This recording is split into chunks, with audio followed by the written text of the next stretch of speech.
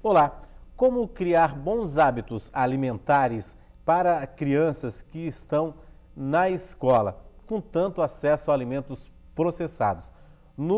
Na educação infantil do Colégio de Aplicação da Univale, um projeto garante uma alimentação com bastante nutrientes, uma alimentação saudável. É sobre esse assunto que eu vou conversar aqui no estúdio com a Rafaela Wexler da Costa, que é nutricionista e também responsável por esse projeto na educação infantil do Colégio de Aplicação da Univale. Obrigado pela sua presença aqui, Rafaela. Eu que agradeço. A gente fez umas imagens hoje lá no Colégio de Aplicação mostrando o projeto de vocês, né? E percebemos assim que as crianças, dentro desse projeto, estão comendo fruta, estão comendo verduras, que é uma coisa assim que chama a atenção, né? Como criar esse hábito alimentar, Rafaela? É aos pouquinhos que vai se educando a criança? É um processo assim lento, né? Não, é gradual. A gente não pode achar que de um dia para outro, a criança vai consumir tudo que a gente colocar na frente dela. Né? Na verdade, assim, ali no CAU a gente tem um desafio mesmo, que as crianças elas já vêm com o hábito alimentar de casa. E aqui a gente está tentando mostrar para elas uma nova maneira de se alimentar, né? A gente inclui, então, eles recebem 6 refeições diárias. O café da manhã, que a gente sempre fornece alguma opção de carboidrato, um leite, né? Aí às 9 horas a gente coloca uma fruta. Então, sempre às 9 horas o lanchinho deles é algum tipo de fruta. E a gente também oferece a água para a criança consumir junto. Depois, o almoço dela, então, sempre tem no mínimo 2 tipos de salada, frias, né, cruas, e tem também os legumes que acompanham. A gente sempre tenta incluir o máximo possível de vegetais. Aí depois, a 1 hora, ela recebe mais uma fruta, um suquinho. A gente utiliza o suco de polpa congelado, de fruta congelada. Às 3 horas tem um outro lanchinho da tarde e às 5 horas tem fruta de novo. Então, aqui dentro do colégio, eles recebem no mínimo 3 frutas diárias, que já é o recomendado para a população brasileira. Até saiu recentemente o Guia Alimentar para a População Brasileira. Do Ministério da Saúde. Do Ministério da Saúde, então, que a gente está tentando incluir, seguir ao máximo possível dentro do colégio. E é incrível, assim, como as crianças, aos poucos, elas vão perdendo a inibição de provar, né? A gente usa muitos artifícios, assim, como associar algum personagem que está mais na moda, né? Que as crianças assistem. A gente fala sobre as propriedades que tem o alimento, a gente fala que dá força, que dá energia para correr, para brincar. A gente busca muito, para introduzir esses alimentos, a gente busca muito o lado lúdico, que é assim que as crianças elas acabam querendo provar mesmo, né? Tem todo um trabalho pedagógico. Tem. E não é fácil, né? Não é de uma hora para outra, como eu comentei, né? É um trabalho assim que a gente tem que insistir. E os pais em casa têm que ter essa mesma paciência, sabe? Pois é, isso que eu ia perguntar para você.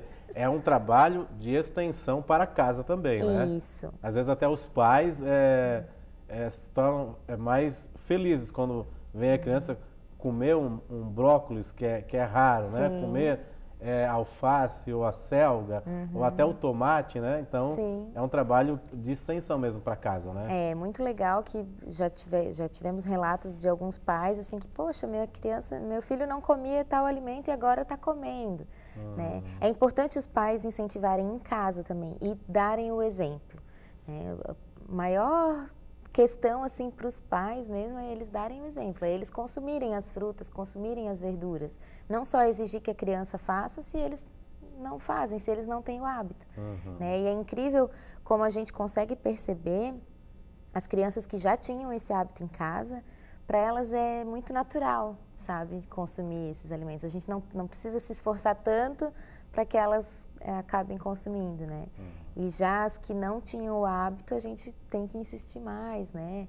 E comentar assim que, poxa, eles vêm com a desculpa assim, eu já provei e não gostei.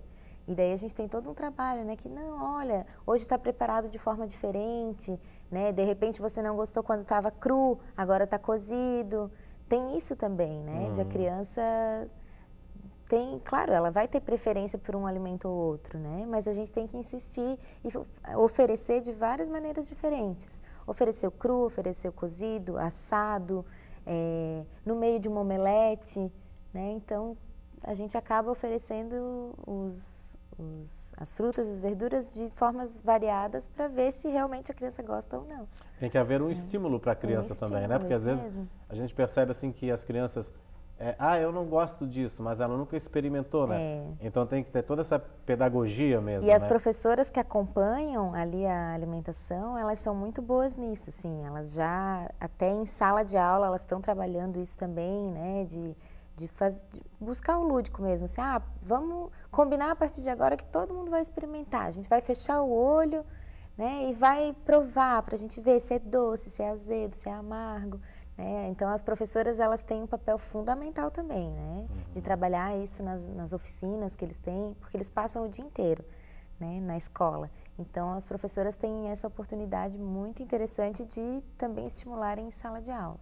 E quando que houve essa necessidade, né, de implementar uma alimentação mais saudável?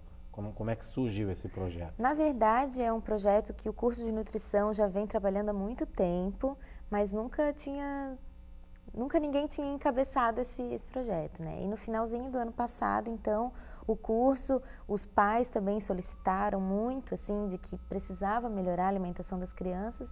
Então, o próprio curso de nutrição se mobilizou para fazer um projeto e daí foi sim aprovado, né? Outras empresas também participaram desse procedimento, né? Desse processo seletivo e o próprio curso de nutrição então acabou sendo selecionado para tocar essa alimentação agora das crianças. E serve também como um laboratório para o curso de nutrição. Então nós temos estagiárias que fazem os estágios ali, os estágios obrigatórios. As disciplinas do curso de nutrição também aplicam ali com a gente, né? Então, a avaliação nutricional das crianças é feita pelos acadêmicos, a análise dos cardápios, né? Então, o curso de nutrição está muito envolvido e está sendo muito legal, assim, está sendo uma troca, né? Então, ganha a população ali, as crianças ganham, os pais acabam ganhando também e os acadêmicos do curso de nutrição ganham muito com isso. Agora, os benefícios são muitos, né? Nessa fase de aprendizado, de desenvolvimento, de crescimento da criança, né? Por causa das vitaminas que esses vegetais têm, que esses alimentos específicos têm, né, Rafaela? Com certeza, e a gente busca variar o máximo possível, né? Cada dia tem uma fruta diferente.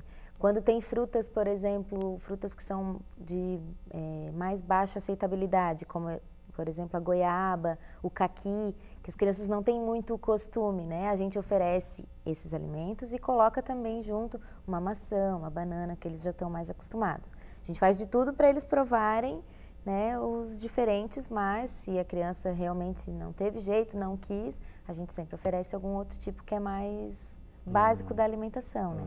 Mas a gente busca todos os dias, a cada período, oferecer uma fruta diferente, porque a gente sabe que os nutrientes são diferentes em cada tipo de alimento, né? Então, quanto mais variado possível for a alimentação da criança, melhor.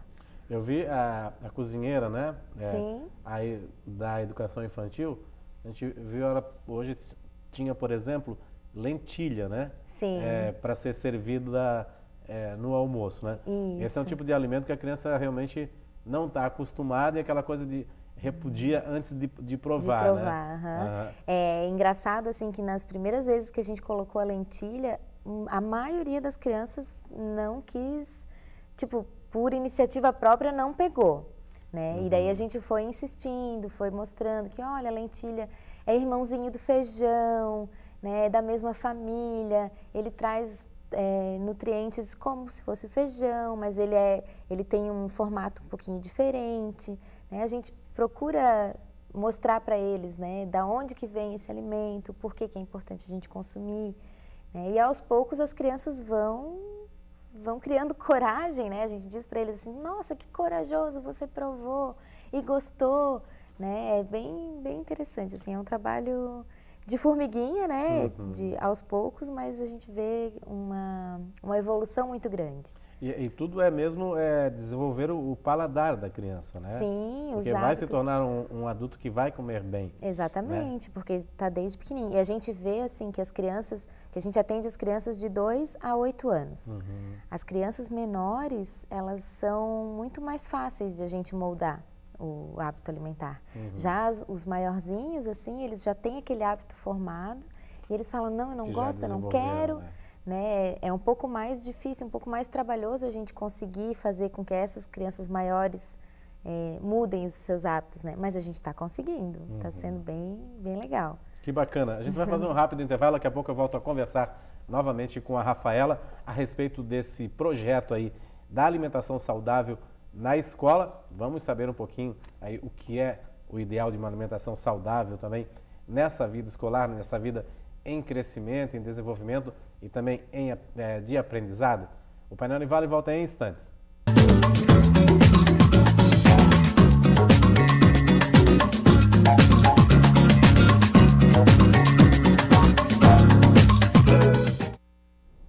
Olá para você que está acompanhando o Painel Univale, estamos no segundo bloco do programa. A nossa convidada de hoje é a Rafaela Wexler da Costa, que é a nutricionista responsável por um projeto que introduziu a alimentação mais saudável na educação infantil do Colégio de Aplicação da Univale. Está criando um novo hábito alimentar nas crianças, na vida escolar, mas que também se estende para o convívio familiar dessa criança.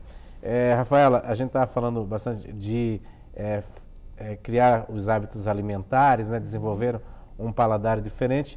Existe numa TV a cabo um programa que é um reality show que a nutricionista, ela é tipo uma consultora, então ela vai na casa da família que foi sorteada lá para participar do programa e acompanha essa criança, né? Em muitos casos são crianças às vezes muito teimosas que não obedecem tanto os pais, e um que só come um determinado tipo de alimento, ou arroz com queijo ralado, ou arroz só com brócolis, não come uma carne, nada disso.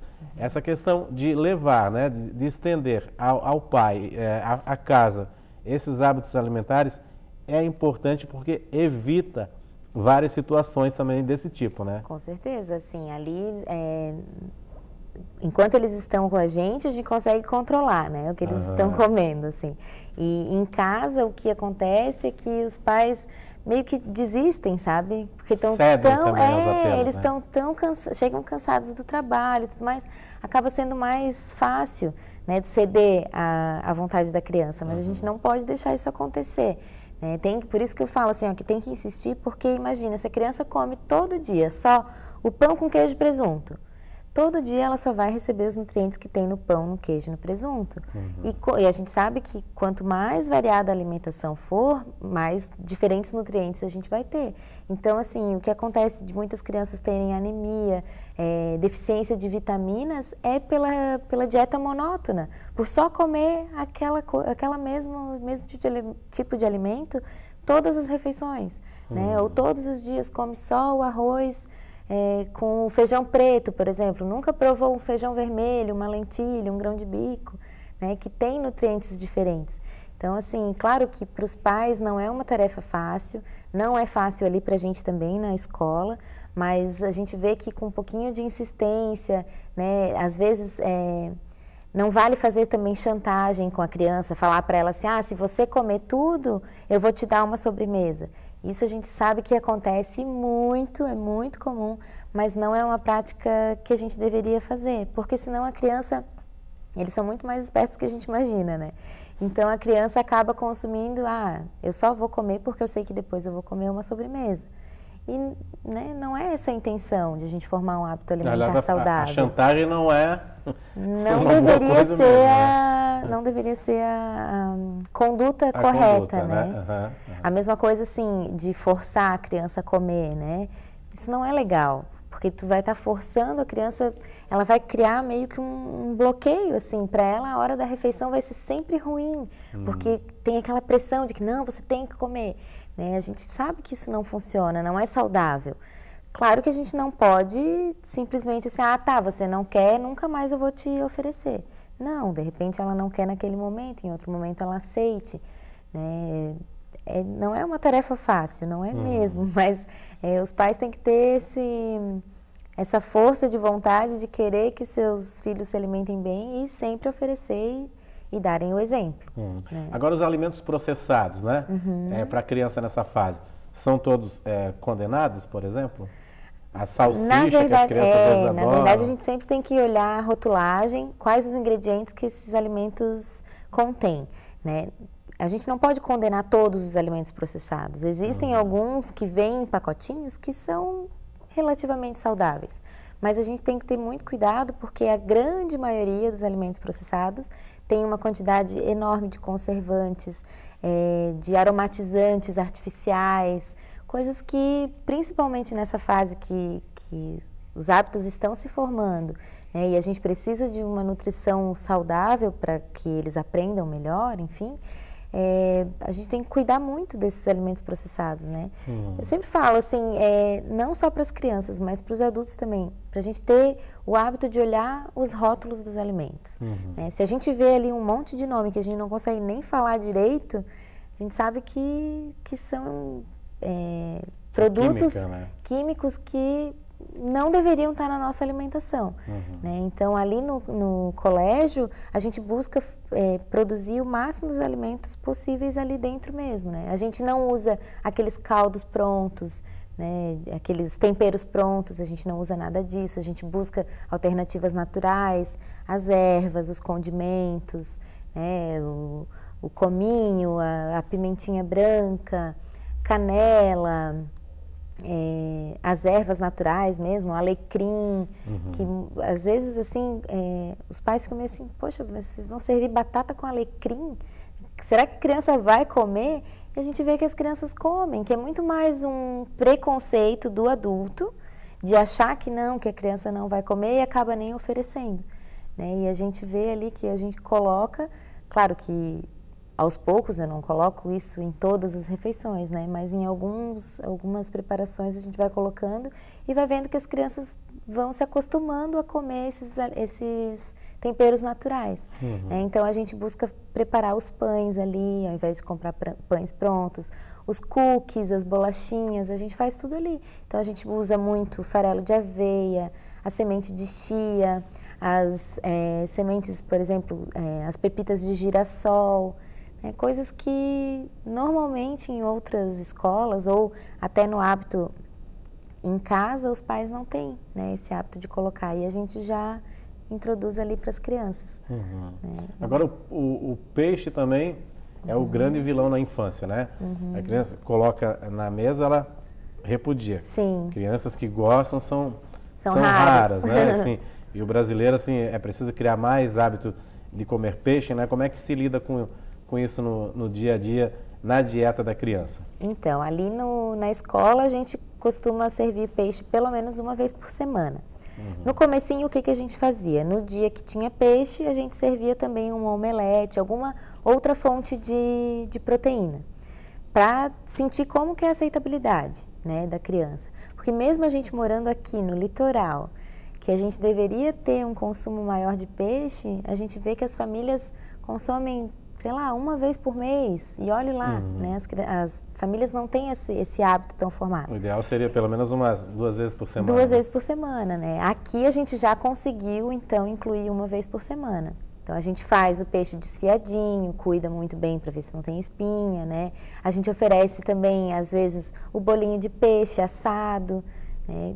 Preparações diferentes, uma torta salgada recheada com sardinha, por exemplo, né? Então, a gente busca fazer vários tipos de preparações diferentes para incluir o peixe na dieta da criança. E o ideal seria o peixe fresco mesmo, não? O peixe fresco é o melhor, é o melhor. Mas assim, a sardinha em lata, ela também é válida, né?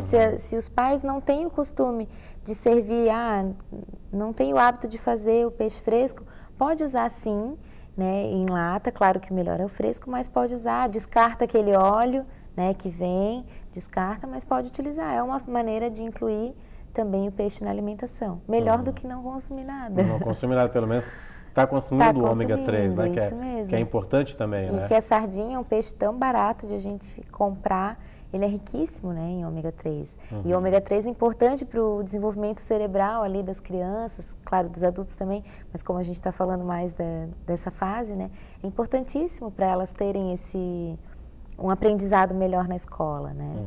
Agora, lá em Florianópolis, um vereador fez um projeto de lei, né?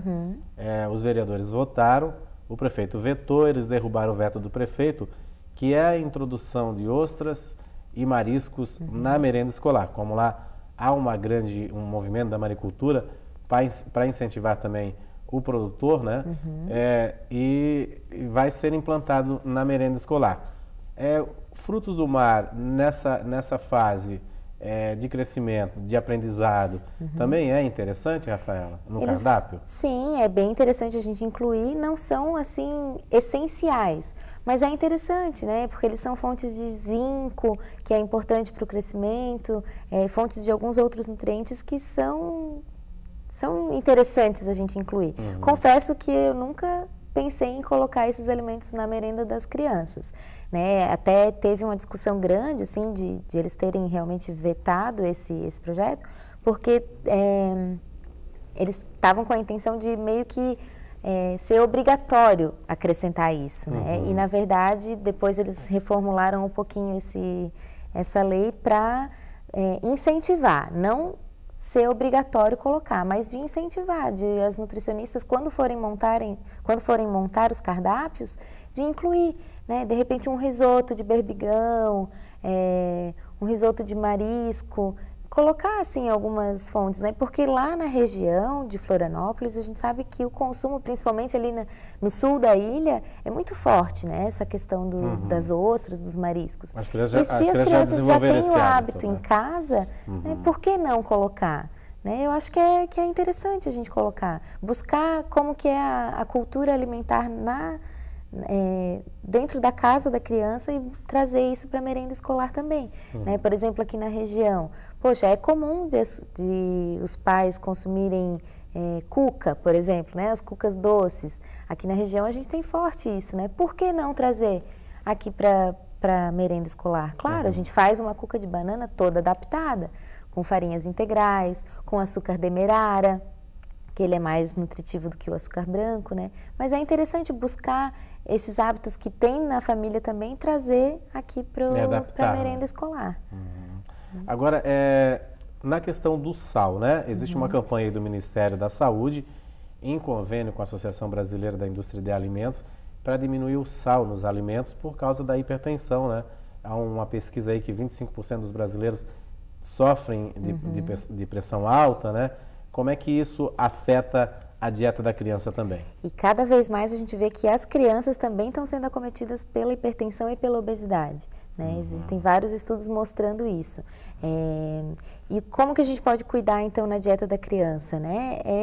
Reduzir esses caldos prontos, esses temperos prontos, né? E diminuir mesmo, porque assim, a criança, principalmente quando está sendo introduzida a alimentação, lá nos 6 meses, né? Que a gente preconiza que o alimento exclusivo, o aleitamento materno seja exclusivo até os 6 meses de idade e a partir dos 6 meses, então, vão introduzindo os outros alimentos. Então, a gente já busca orientar desde aquela introdução que não se coloque o sal.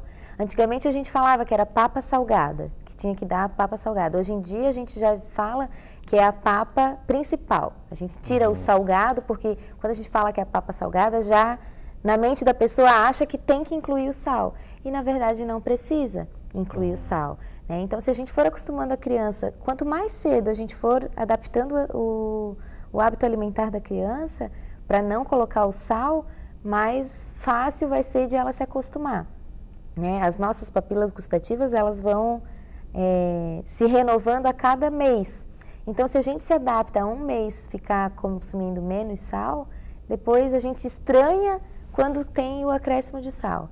Né? Então, é realmente uma adaptação do paladar. Tá certo. Obrigado, Rafaela. Alguns municípios aí também, daqui de Santa Catarina, principalmente Itajaí, já tem nutricionistas, né, na rede pública de ensino. Isso é bastante importante também, porque é uma quantidade maior de crianças, né, que precisam também se alimentar adequadamente. Às vezes, para muitas crianças da rede pública, a merenda escolar é a É a principal única refeição, né? refeição, Precisa realmente ter esse hábito também de se alimentar bem, né, Rafaela? Exatamente. Ok, obrigado, parabéns aí pelo projeto, obrigado pela sua Obrigada. presença aqui, Rafaela. Muito obrigada. Obrigado. Perano e Vale volta amanhã. Até lá.